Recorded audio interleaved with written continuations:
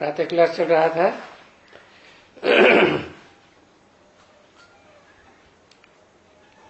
25/8/67 शुक्रवार को दूसरे पेज के पहले तीसरी लाइन चौथी लाइन में बात चल रही थी।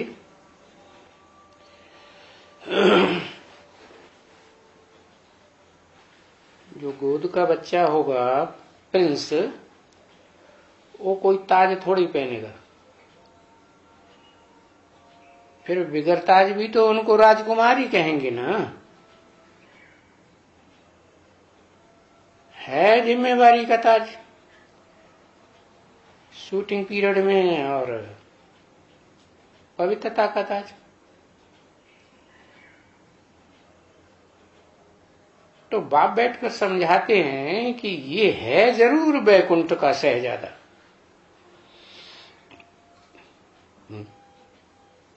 वैकुंठ का शहजादा है या स्वर्ग का शहजादा है?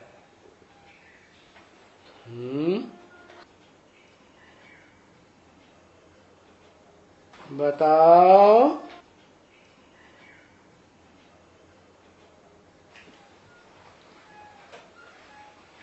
स्वर्ग का शहजादा है। ये कहते वैकुंठ का शहजादा है।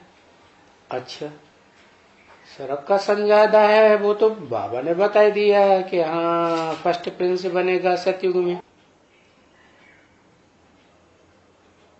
वैकुंठ का शहजादा कैसे हो गया?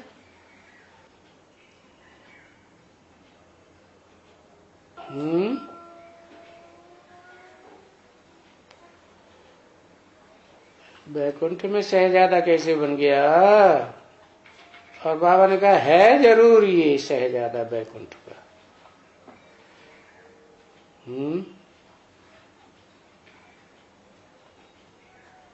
वैकुंठ संगम से ये थोड़े पूछा वैकुंठ कब से, इसका कारण पूछा कि वो शहजादा वैकुंठ का कैसे है।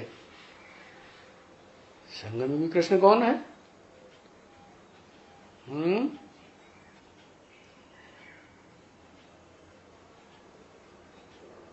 संगम में कृष्ण ही वैकुंठ का महाराजा है। उसका पार्ट क्या है संगम में? माता जी की कहती आदि नारायण है वैकुंठ का शहजादा। उसका पार्ट क्या है? क्या पार्ट बजाएगा संगम में?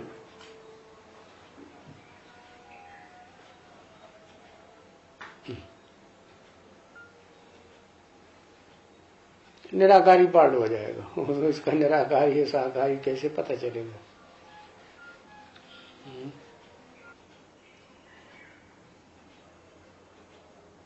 पवित्र पार्ट हो जाएगा। पवित्र अपवित्र का पता कैसे चलेगा? कृष्ण वाली आत्मा 18 जनवरी 2019 को तो 50 साल पूरे हो जाएंगे। तो अपना सूक्ष्म शरीर भी छोड़ देगी। तो क्या प्रिंस के रूप में जन्म ले लेगी? फिर क्या होगा?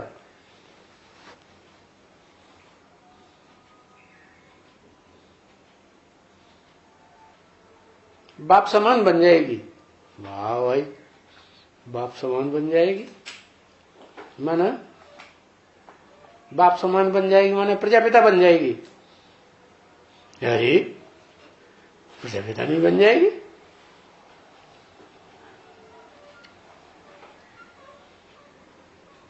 प्रत्यक्षता होगी। कैसे प्रत्यक्षता होगी? वो तो बिंदी बन गई। सूक्ष्म शरीर भी छूट गया। सूक्ष्म शरीर था तो कम से कम प्रवेश करके तो पाठ बजाती थी गुलजार दादी की। वो भी छूट गया।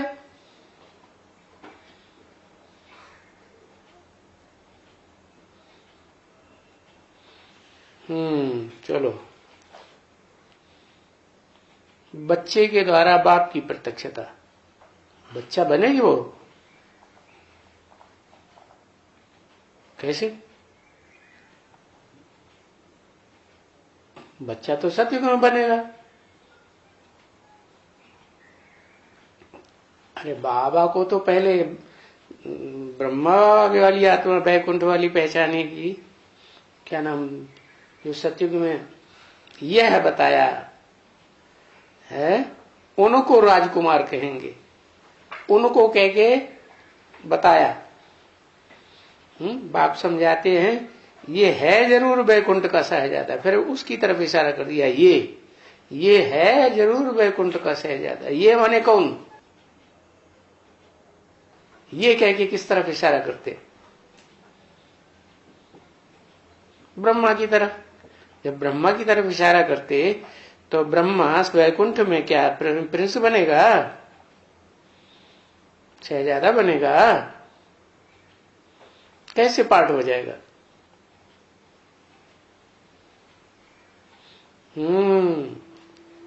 वो प्रजापिता वाली आत्मा में प्रवेश करके पार्ट बजाएगा ना, जिसे शंकर कहते हैं। शंकर का पार्ट पूरा हो गया, पुरुषार्थ का। वो बाप है और ब्रह्मा की सोल बच्चा है। तो बाप और बच्चे दोनों की प्रत्यक्षता रूपी जन्म जब इकट्ठा हो गया तो ब्रह्मा की सोल उसमें प्रवेश कर जाएगी। किसमें? प्रजापिता में। तो बताया उसमें प्रवेश करके वैकुंठ का सहजादा है, वैकुंठ का सहजादा कहेंगे, परंतु इनको बेचारे को कोई जानते नहीं है। क्यों नहीं जानते? क्योंकि बाहर से तो कुछ दिखाई नहीं पड़ता। वो आत्मा के बारे में बाहर से कुछ दिखाई पड़ता है नहीं। पार्ट बजाएगी, वो भी धर्मराज का पार्ट बजाएगी, दाढ़ी मुंह चबा लेगा, मारा मार 12 मार। वो कैसे पहचानेगा कोई ये प्रिंस है? पहचानेगा नहीं, कोई नहीं जानते हैं। पूजा तो करते हैं, पूजा करते हैं, बड़े प्रेम से झुलाते हैं उनको। क्या कैसे झुलाते हैं? उनका अपना शरीर ही नहीं तो झुलाते कैसे? प्रवेश करके झुलाते हैं। प्रवेश है तो जिसके सद में प्रवेश है वो झूलती है, तो ज्ञान के झूले में वो भी झूलती है, उनको झुलाते हैं। तुम बच्चे खुद जानते हो, उनको झुलाते हैं और तुम बच्चे खुद जानते हो कि हम अपने अपने घरों में जब भी कृष्ण जन्माष्टमी होती है तो घर में भी पींगे बनाते हैं या मंदिर में पींगे बनाते हैं जहां कृष्ण का मंदिर होता है। फिर जब माइयां जाकर के कुछ न कुछ पैसे डालते हैं गोलक में, तो वो कृष्ण के मंदिर में जो होती है ना, उसको गोलक कहते हैं। क्या?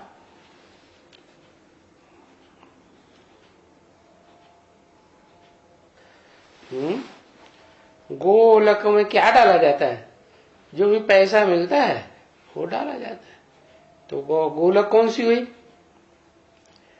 कृष्ण के मंदिर में जो गोलक होती है ना, माइया जो कुछ भी पैसे ऐसे डालती हैं तो कहां डाला जाता है? गोलक में। गोलक क्या? वो ही पींगे बनाती हैं और फिर वो डाले जाते हैं। तो जो डाले जाते हैं गोलक में, वो गोलक कौन हुई?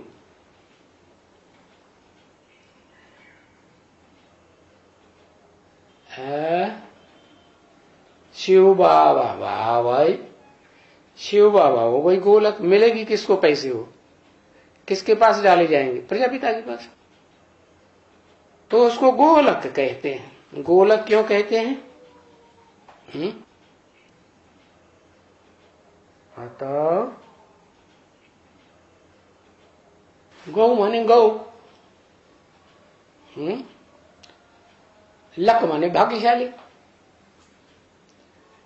कौन हुई? ऐसी गौ कौन सी है जो बहुत भाग्यशाली हो गई?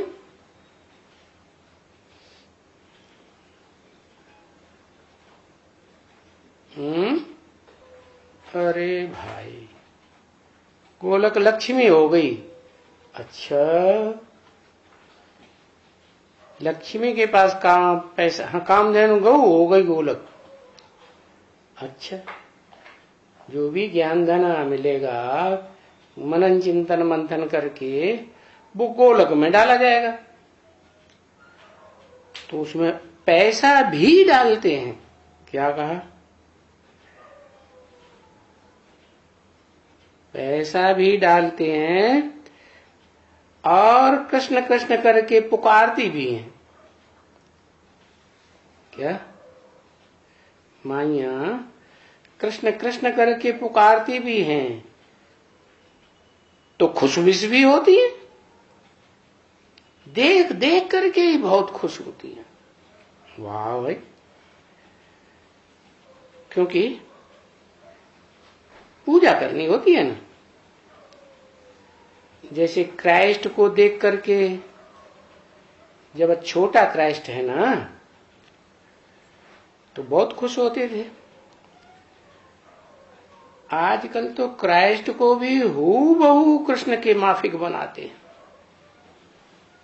क्या?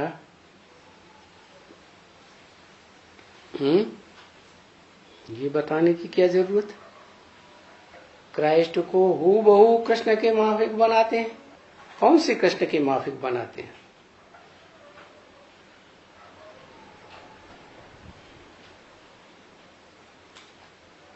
संगम युगी कृष्ण के। और किससे जानते हैं संगम युग को? तो ऋषि मुनियों ने तक नहीं जाना।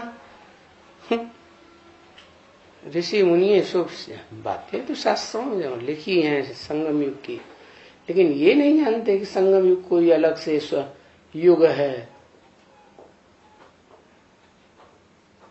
हाँ, तो वो तो स्वर्ग के प्रिंस को ही जानते हैं ना, शास्त्रों के आधार पर, कि स्वर्ग का प्रिंस जो 16 कला संपूर्ण है वो है। अच्छा ठीक है। और क्राइस्ट की राशि किससे मिलाई जाती है? कृष्ण से। तो कृष्ण को जो वास्तव में जो वास्तविक कृष्ण है वो, उसको क्राइस्ट फॉलो करते हैं। और कृष्ण किसको फॉलो करता है?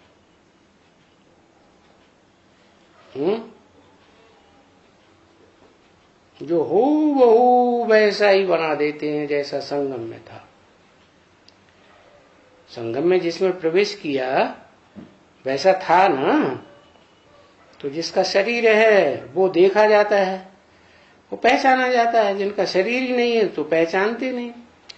लेकिन भक्ति मार्ग में जो भी कथा कहानियां शास्त्रों में लिखी हुई हैं वो कहाँ की यादगार है?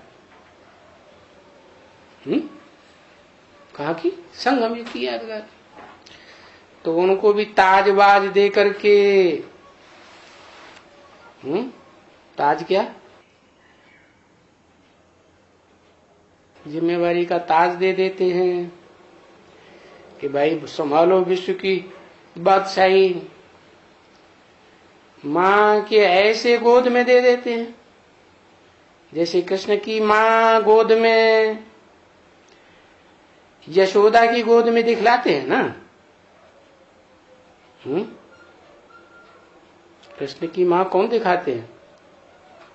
यशोदा। देवकी को तो दिखाते नहीं, वो तो जेल में पड़ी हुई है, बंधन में है कि नहीं? बंधन में है। यशोदा की गोद में दिखाते हैं। चित्रों में ऐसा दिया हुआ है।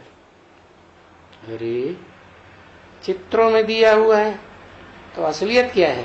अरे चित्र जो बने हैं वो चरित्र की यादगार नहीं है, है ना? चरित्र की यादगार। क्या चरित्र है? यशोदा का क्या चरित्र है? और लक्ष्मी का क्या चरित्र है? और वो क्या नाम, क्या इसका, काशी माँ का क्या चरित्र है?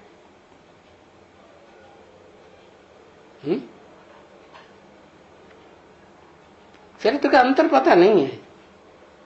अरे चरित्र का अंतर है ना। चित्रों में दिखाते हैं कि यशोदा को, बाल कृष्ण की पालना करती है, तो वो तो ठीक है, पालना करती है। लेकिन जो बाल कृष्ण की भी पालना करती है 16 कला संपूर्ण कृष्ण की भी माँ है, तो उसकी पूजा होनी चाहिए ना। पूजा दिखाते हैं? नहीं दिखाते। तो पूजा नहीं दिखाते हैं तो अपवित्रता की कोई बात हो गई, इसलिए पूजा नहीं दिखाते हैं। जैसे ब्राह्मण चोटी तो दिखाते हैं, लेकिन चोटी को फिर जो विष्णु का विराट रूप है भगवान का, वो चोटी क्यों उड़ा दी? क्यों उड़ा दी? क्योंकि बताओ भाई,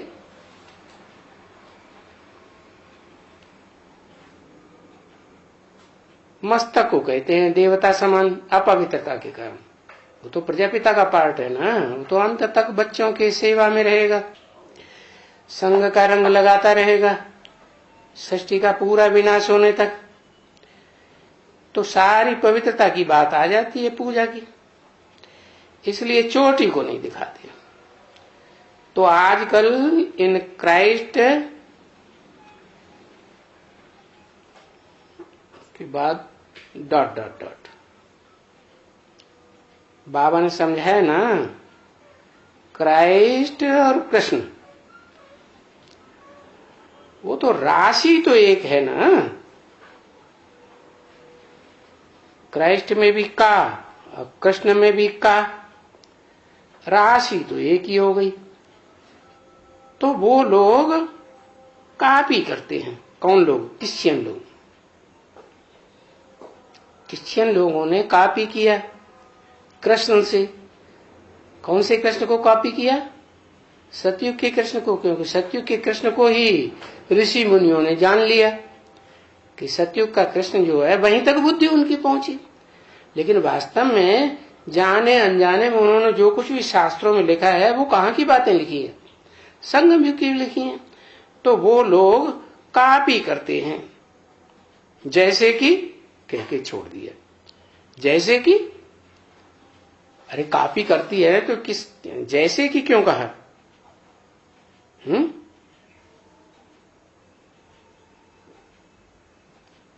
जैसे सतयुग के कृष्ण ने भी कॉपी किया। किससे कॉपी किया है? संगम युगी कृष्ण से। नहीं तो कहाँ कृष्ण का जन्म सतयुग के आदि में और संगम में, और कहाँ क्राइस्ट का जन्म द्वापर में, वो भी 500 साल के बाद। वो तो बहुत फर्क हो गया ना बच्चे। तो फर्क तो हो ही जाएगा। एक को एक कॉपी करे फिर उसको दूसरा कॉपी करे तो अंतर नहीं पड़ेगा। तो बाप ने समझाया ना, तो क्राइस्ट का जन्म कोई छोटेपन से नहीं हुआ है। क्या? छोटेपन से जन्म नहीं हुआ है। अरे सबका जन्म बच्चे के रूप में ही तो होता है, छोटेपन से, कि बुढ़ा होके पैदा होता है। फिर ऐसे क्यों कहा? बच्चे बन के पैदा हुआ। क्राइस्ट पैदा तो हुआ लेकिन छोटेपन में जन्म नहीं हुआ, ऐसे क्यों कहा? हाँ, क्योंकि ऊपर से आने वाली सोल क्राइस्ट की प्रवेश करती है। जिसमें प्रवेश करती है उसको नाम दिया बाबा ने क्राइस्ट, लेकिन वास्तव में उसका नाम तो जीसस होता है ना। क्राइस्ट ने जाकर के किस में प्रवेश किया? पूछा, क्योंकि बिख से तो पैदा हो न सके। क्यों? बिख से पैदा क्यों नहीं हो सकती क्राइस्ट की आत्मा? क्योंकि सत्य धाम से आती है, पवित्र धाम से आती है। जो पवित्र धाम परम धाम है आत्माओं का लोक, वहां तो पवित्र आत्माएं ही रहती है। अपवित्र तो, अपवित्रता की तो कोई बात ही नहीं। 5 तत्व जो अपवित्र बनते हैं वो तो वहां होते ही नहीं। तो बिख से पैदा नहीं हो सकता, तो प्रवेश करता है। प्रवेश करके छोटेपन में प्रवेश किया या बड़ेपन में प्रवेश किया है? बड़ा हो गया तब प्रवेश किया, तब दुनिया के सामने प्रत्यक्षता हुई। जब तक बच्चा था तब तक उसमें प्रत्यक्षता नहीं हुई कि कोई खास कोई धर्म पिता आया है। जैसे और भी कोई मिसाल है? जैसे विवेकानंद का नाम क्या था पहले?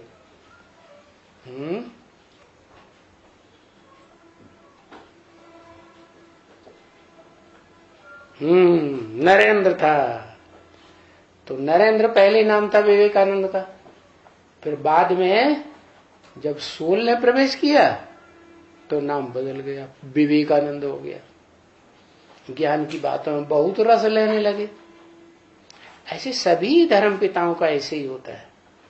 पहले उनका नाम दूसरा होता है, बाद में उनका नाम जब सोल प्रवेश कर जाती है तो बदल जाता है। धर्म पिताओं का ही नहीं, जो भी उनके फॉलोअर्स प्रवेश करते हैं, जैसे महात्मा बुद्ध है, तो वो उन्होंने प्रवेश किया तो पहले नाम क्या था? माता जी बताएंगे। है तुमको नाम ही पता नहीं तो परीक्षा भी तो लेते जाए है? हाँ, ये तो सारे ही पास हो गए, एक कोई रह गया अभी है। चलो आगे चलो। क्राइस्ट ने जाकर के किसमें प्रवेश किया? जिसमें प्रवेश किया वो तो विकट से पैदा हुआ। प्रवेश किया तो प्रत्यक्षता हुई।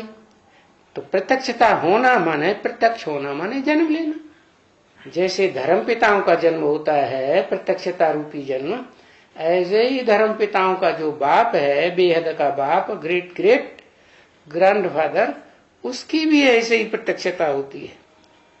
जब संपूर्णता के रूप में कोई सोल प्रवेश करती है तो प्रत्यक्ष हुआ। तो कायदा भी नहीं है कि विकसी पैदाइश हो, ऊपर से सात्विक आत्मा आने वाली की प्रत्यक्षता रूपी जन्म विकसे हो, वो तो हो ही नहीं। जो धर्म स्थापन करने आए वो पवित्र आत्मा आए ना, तो उनको अभी आगे कल भी छोटा बच्चा नहीं दिखाते थे, अभी छोटा बच्चा दिखलाते हैं। किसको? क्राइस्ट को है। आगे नहीं दिखलाते थे छोटा बच्चा, बड़े के रूप में दिखलाते थे। अरे अभी छोटा क्यों दिखलाने लगे?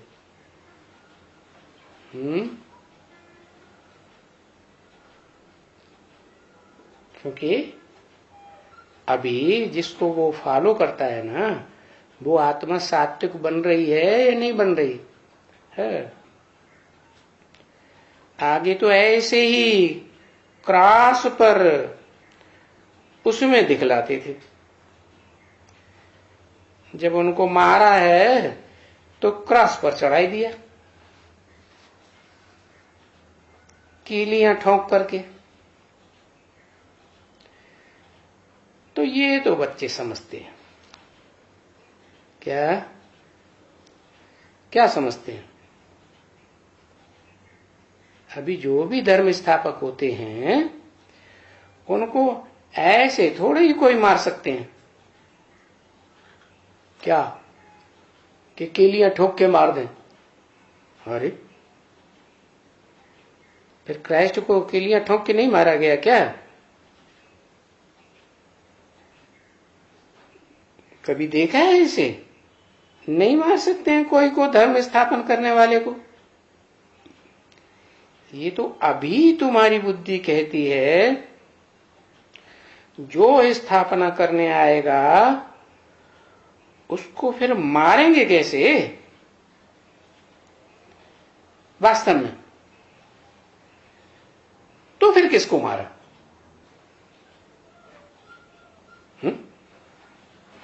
बताओ माता जी। हाँ, जीसस को मारा। हाँ, जिसका शरीर था ना, उसको मारा, आधार मूर्त आत्मा को।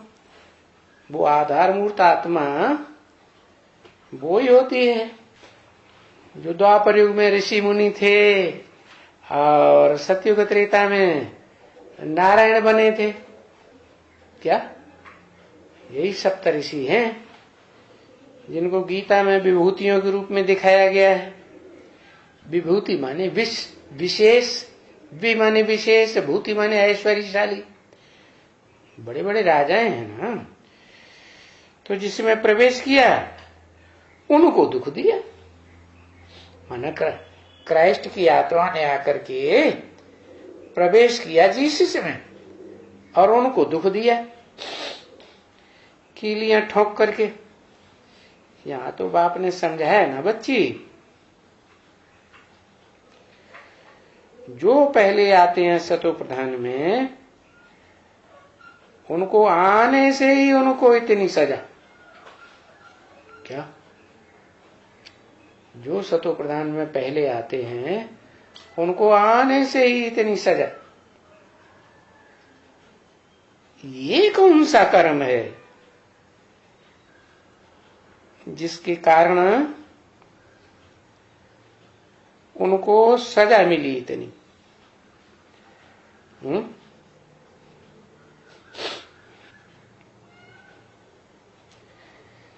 जो क्रॉस में चढ़ाया गया, सजा किसको मिली? जीसस को। प्रवेश करने वाली आत्मा को तो सजा मिल ना सके। टैली कहां से किया? संगम युग में बाबा जो ये उदाहरण दे रहे हैं वो टैली करने के लिए दे रहे हैं ना, तो किससे टैली किया?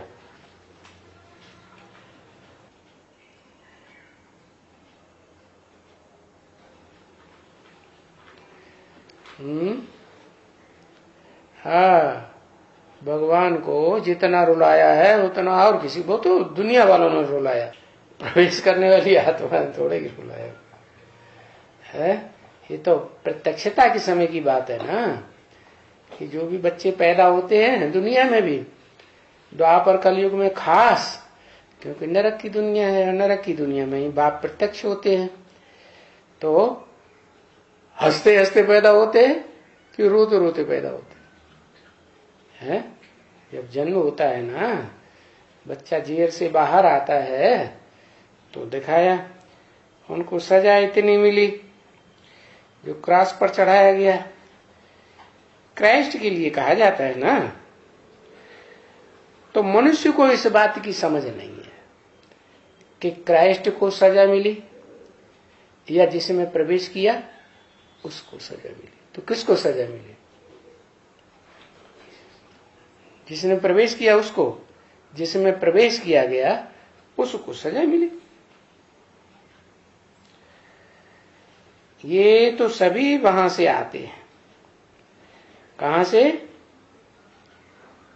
मुक्ति धाम से। मुक्त होके गए हैं कर्म बंधनों से, तो वहां कर्म बंधन कहां से आ गया?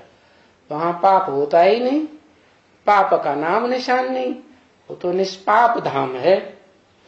क्या? परम धाम कैसा धाम है? निष्पाप धाम क्यों कहा है? धाम इसलिए कहा कि वो रहने का घर है ना। किसके रहने का घर है? बाप और बच्चों के रहने का घर है, सभी आत्माओं के रहने का घर है।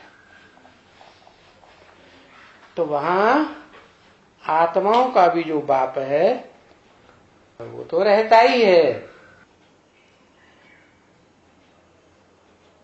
ये भी बाप होते हैं, ऑफिस में काम करने जाएंगे या खेत में काम करने जाएंगे,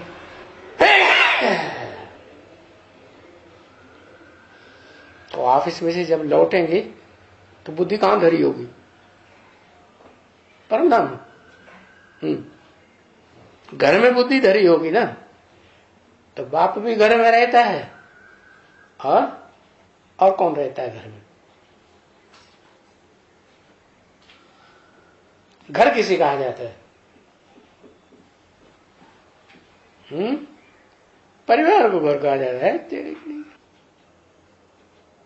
घरवाली को घर कहा जाता है।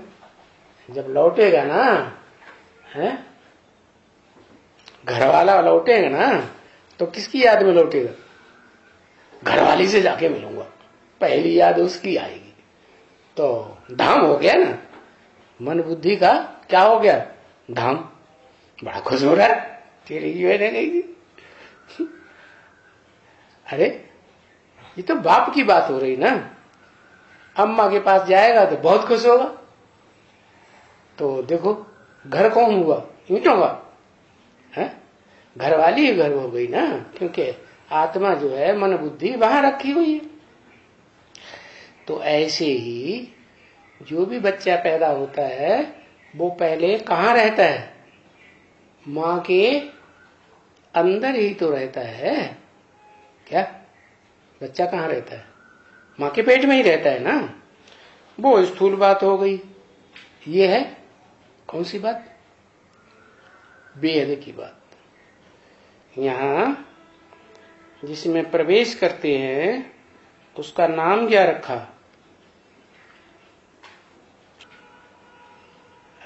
ब्रह्म।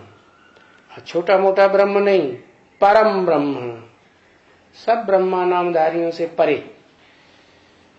तो बाप की बुद्धि भी उसमें लटकी हुई है। कौन सी बाप की? सुप्रीम सोल बाप की बुद्धि लटकी हुई है। और जो बच्चा पैदा होता है विश्व का मालिक, दो बच्चे इकट्ठे होते हैं सतयुग में या अकेला पैदा होता है, तो यहां संगम में शूटिंग कैसे होगी?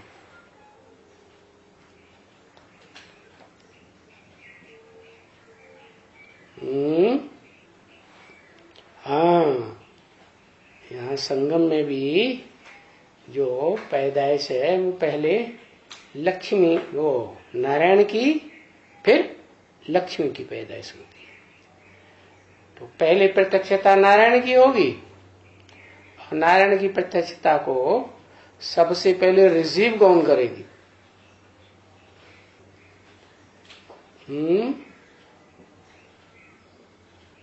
लक्ष्मी रिसीव करेगी। अच्छा, जगदम्बा रिसीव करेगी। अरे जगत पिता की अम्बा कौन है? घरवाली कौन है? जगदम्बा है ना, क्योंकि जगदम्बा स्वर्ग में भी है, क्योंकि रुद्रमाला का मणका है। जगदम्बा बैकुंठ में भी है, क्योंकि रुद्रमाला का मणका है। और जगदम्बा नरक की दुनिया में भी बड़ा भारी काम करती है। सारा जगत उसी जगदम्बा में समाया हुआ है। जगदम्बा माने धरणी। क्या? एक धरणी तत्व ही ऐसा है जिसमें पांचों तत्व समाये हुए हैं। नहीं समझ में आ रहा है? पृथ्वी तो है ही, जल भी है, वायु भी है, आग भी भरी हुई है पृथ्वी के अंदर, बहुत ज्यादा भयंकर आग भरी हुई है।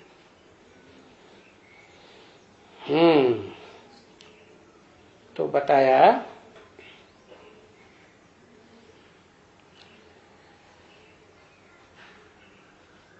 मनुष्यों की ये बात समझ में नहीं आती है कि क्रॉस पर किसको चढ़ाया गया?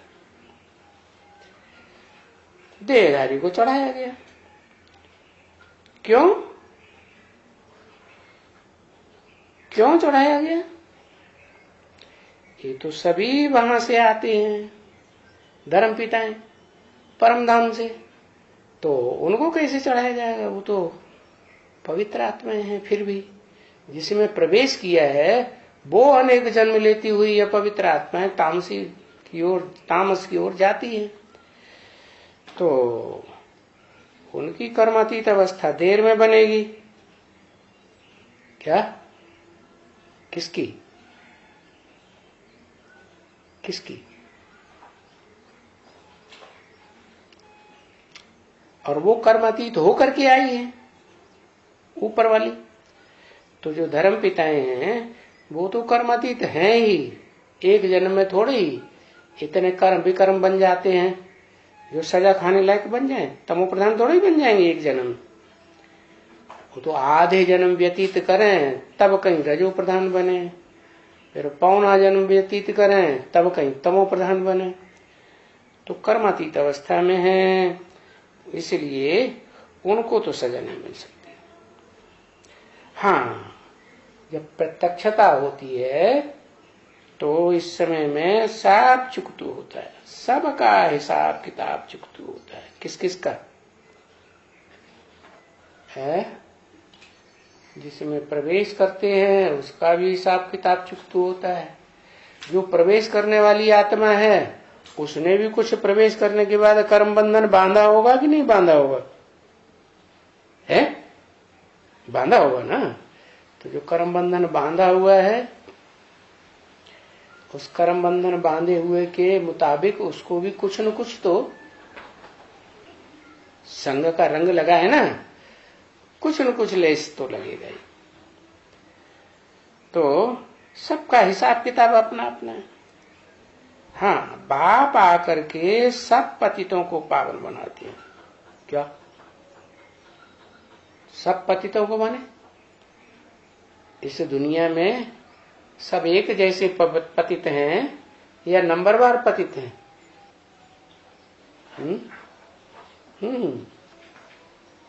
सब नंबरवार पतित हैं। तो पतित आकर के पावन किसको बनाते हैं? पहले है जिसमें प्रवेश करते हैं उसको पहले पावन बनाते हैं,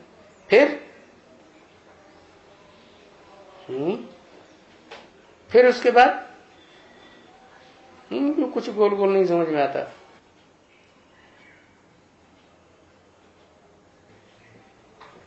नजदीकी आत्मा कौन? नंबरवार पावन बनाते हैं। कौन है नंबर 2 में?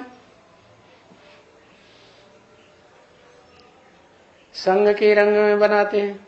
ओहो,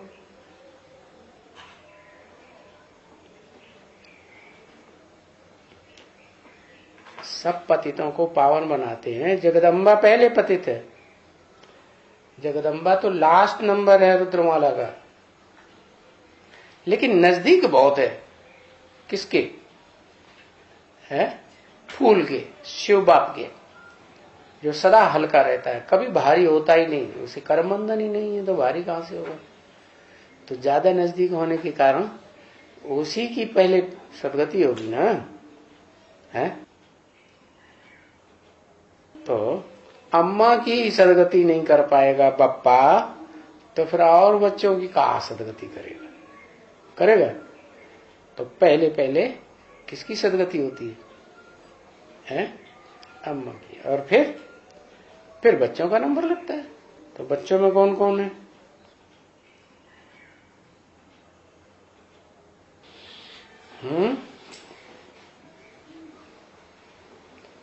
बच्चों में 8, तो जो 8 हैं वो तो रुद्रमाला के मणके। रुद्रमाला के मणकों में जो पहला मणका है वो तो प्रजापिता खुद हो गया, उद्धार मूर्त बीज, और उसका जो आधार मूर्त है वो ब्रह्मा बाबा हो गया। तो हिसाब है पतितों को पावन बनाने का, क्योंकि पावन बनने के बगैर तो मुक्ति धाम में भी कोई जा नहीं सकते। जाए भी तो ठहर नहीं सकेंगे। अभी मुक्ति धाम से कर्मातीत अवस्था से आकर के और कोई दुख थोड़े ही भोग सकते हैं, क्योंकि कर्मातीत अवस्था में पहुंच गए तो सुख धाम में, वो शांति धाम में पहुंच गए ना, मुक्ति धाम में पहुंच गए, तो वहां दुख की कोई बात ही नहीं। दुख तो फिर भी आत्मा भोगती है ना बच्चे। कहाँ भोगती है? शरीर है तो आत्मा ये मुझे दुख होता है। क्या शरीर है तो आत्मा को दुख होता है? देहभान है तो आत्मा को दुख होता है। देहभान खत्म तो आत्मा का दुख खत्म। अच्छा, आत्मा कहती है मुझे दुख होता है, अच्छा, आत्मा के बगैर शरीर को मारो तो दुख होगा? है तो मुर्दा हो गया है? तो प्रकृति के दो रूप बताए, एक निर्जीव और एक जीव। इसकी बुद्धि में निर्जीवता है, माने चैतन्यता है ही नहीं। किसकी याद है? चैतन्य को याद करती है या जड़ को याद करती है?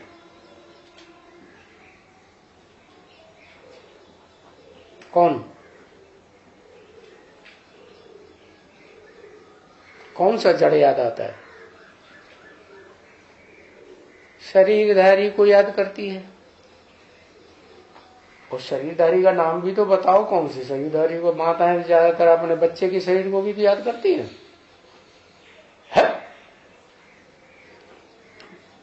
हाँ, प्रजापिता वाली आत्मा को जिसमें शिव प्रवेश है, वो शिव नहीं याद आता, चैतन्य। क्या याद आता? पत्थर याद आता, जो है ही पत्थर बुद्धि। तो पत्थर बुद्धि हुई ना, जिसका संग करेगी वैसा ही रंग लगेगा। तो मुर्दे को मारो तो क्या चोट लगेगी? मुर्दे को तो कोई चोट नहीं, उसको तो सजा देना न सजा देना बराबर। तो शरीर को कुछ सजा लगती है तो शरीर को सजा भासती है तो बोलता है, डंडा लगता है, चमाट लगती है ना, सड़ों का लगता है। क्या पहले सोटियां होती थी राजाओं के पास, सोटा धार से मारा तो बड़ा दर्द होता।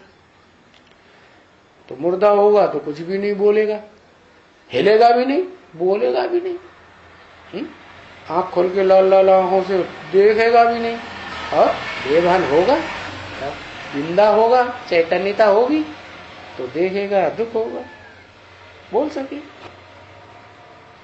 मुर्दा तो नहीं बोलेगा ना, नहीं, आत्मा है तो बोलती है। तो जरूर दुख आत्मा को होता है, और कहते हैं मुझे दुख होता है, मुझे दर्द है। तो ये किसने कहा? किसने कहा? मुर्दे ने कहा या आत्मा ने कहा? आत्मा ने कहा। तो कोई है ना उसमें रहने वाला, घर में, शरीर रूपी घर में, उसने कहा कि मुझे दुख होता है। तो इससे सिद्ध होता है कि अगर परमात्मा अंदर आए तो परमात्मा थोड़े ही कहेंगे कि मुझे दुख होता है। परमात्मा कहेंगे मुझे दुख होता है? नहीं, ये भी नहीं कह सकते। कौन? अगर कोई कहे सब में परमात्मा विराजमान है, तो परमात्मा कैसे दुख भोगेगा? जिसको आत्माएं पुकारती आती हैं कि हे परमपिता परमात्मा, आकर के हमारा दुख हरो, तो आत्मा पुकारती है ना, कि परमात्मा पुकारता है कि परमपिता पुकारता है? नहीं, परमपिता तो नहीं पुकारेगा क्योंकि वो तो है ही सर्वशक्तिवान। और परमात्मा, परमात्मा क्यों नहीं पुकारेगा? क्यों नहीं पुकारेगा? क्योंकि जो परम आत्मा है वो भी तो परम पार्टधारी है। परमात्मा में भी तो बाप समान बनने की शक्ति आती है ना, तो पुकारने की बात ही नहीं। थोड़े ही कहेंगे कि हमारा दुख हरो। तो आत्मा अपने बाप को पुकारती है।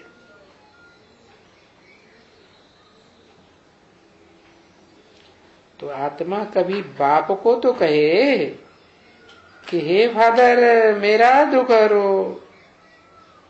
क्या आत्मा कभी, कभी क्यों लगा दिया है? आत्मा तो द्वापर युग से लेकर के कलयुग के अंत तक भूखी दुखी ही भोगती रहती है, तो कभी का क्या सवाल? माने कोई आत्मा ऐसी है द्वापर से लेके कलयुग के अंत तक वो देवान के नशे में रहती है क्या? जितना मेरे में देह अहंकार है उतना और किसी में हो नहीं सकता। कौन से में? जन्म जन्मांतर बहुत बड़े राजा रहे होंगे तो उनमें ज्यादा देहवान होगा, कम होगा? बहुत देहवान। तो कभी बाप को तो कहे कि हे फादर मेरा दुख हरो। बड़े बड़े राजा होते हैं, हम किसी से कहते हैं मेरा दुख हरो है? और दूसरों को सोट के लगाते हैं, फांसी पे चढ़ाते हैं कि किसी से कहते हैं कि मेरा दुख हरो, कहते हैं है? वो तो अहंकार में रहते हैं, मैं ये कर दूंगा, मैं वो कर दूंगा, मैं सारी दुनिया का विनाश कर दूंगा। तो बड़ी पावर वाले हो गए ना कि छोटी पावर वाले हो? तो किसी को बुलाएंगे, कहेंगे मेरा दुख हरो? नहीं। बाप को कहेंगे नहीं, परमात्मा को नहीं कहा, बाप को कहा। कौन से बाप को नहीं कहेंगे? शिव बाप को कभी पुकारेंगे नहीं कि मेरा दुख हरो। अपना दुख खुद ही प्रयास करके दूर करने की चेष्टा करेंगे। तो जिसने कभी पुकारा ही नहीं द्वापर कलयुग में, वो फिर मेरा दुख हरो या ऐसे कैसे कहेगा? हेट ही आएगी। ऐसा नहीं कह सकते, फिर कायदा ही नहीं है। ये जैसे कि ड्रामा में नूंद है, जो बाप बैठ करके बच्चों को समझाते हैं। ये तुम बच्चों को समझाते हैं बच्चों कि कैसे आत्मा देहभान में आकर के मेरे को होते है तकलीफ ऐसे बोलती है। क्या? जब पत्थर में, क्या जैसे मुसलमान लोग कहते हैं ना, मुर्दों में प्राण फूंक दिया।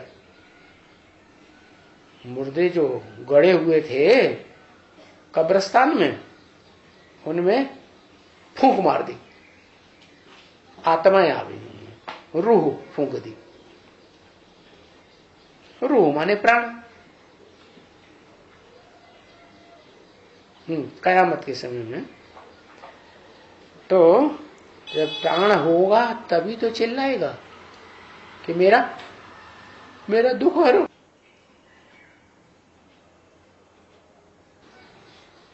मेरे को कहती आत्मा है सब कुछ, पुकारती भी आत्मा है। जड़ थोड़ा ही पुकारेगा। आत्मा पुकारती है कि मेरे को आकर के दुख हरो। क्या अभी तुम बच्चे जानते हो कि बरोबर बाप आया हुआ और वो दुख हरने के लिए युक्ति बताए रहे हैं।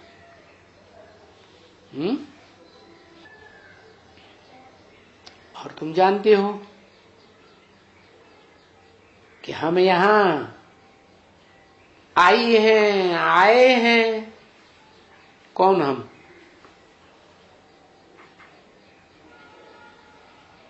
है? कौन हम आए हैं? ऐसे तो बोलते नहीं बाबा कभी दोनों को। किसके लिए बोला? हम यहाँ आए हैं।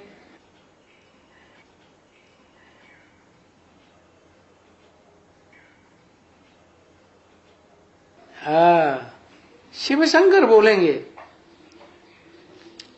युक्ति बताए रहे हैं शिव शंकर किसको?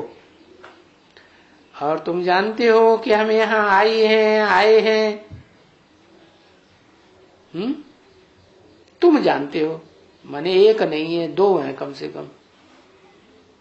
किसकी बात हो रही?